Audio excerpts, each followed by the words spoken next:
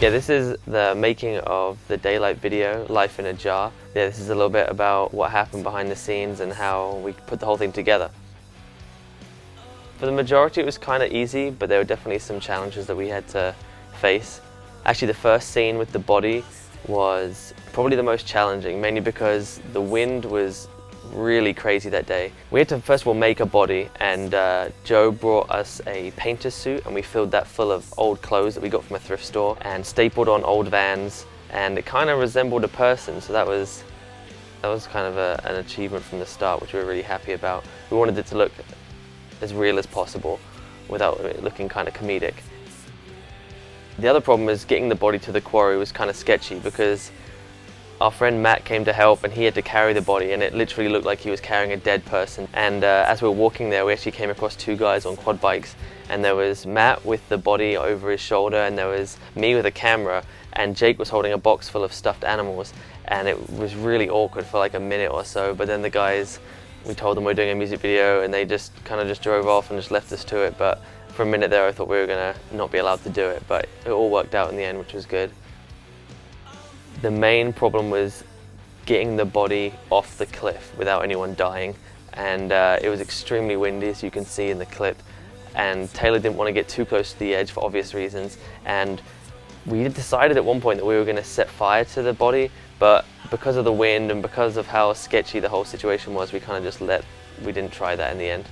And yeah, so Taylor was like trying to push it off with a stick, and I couldn't really, it was so far away from me that I couldn't really see what was going on, so I had to just wait and just keep filming and just hope that I didn't miss the shot.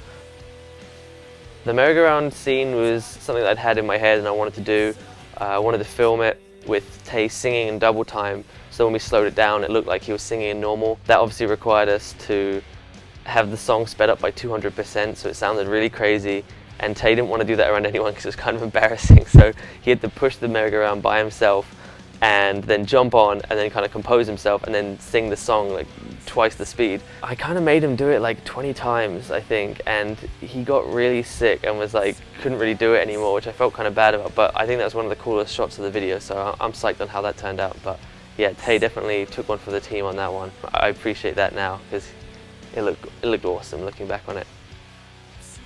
The clown shot, we wanted one shot to have the clown on fire, and we bought this really creepy painting for like $2 from a thrift store, and we wanted to set it on fire. And again, that just turned into a bit of a fiasco because we tried spraying it with like some aerosol can and it just wouldn't light very strong, and then we got some lighter fluid and that kind of burnt pretty well, but I don't know, it was just kind of a sketchy experience, but that looked kind of cool. And we bought some worms from Walmart. We're trying to position them, but they wouldn't move, so every time Joe would have to touch them or try and move them to get them to do something, because they were just like, I don't know, they were camera shy or something. But eventually we got this one really cool take of the worm like coming out of the eye, and then in post I just reversed it and made it look like the worm was going into the eye, so yeah, I was really psyched on it. That was just like a little insight into what it took to kind of make the video. It's just me going out and doing these things, so it always requires a lot of work from the band, so I'm really grateful that Daylight really got involved and we made it happen. So yeah, hope you guys enjoy it.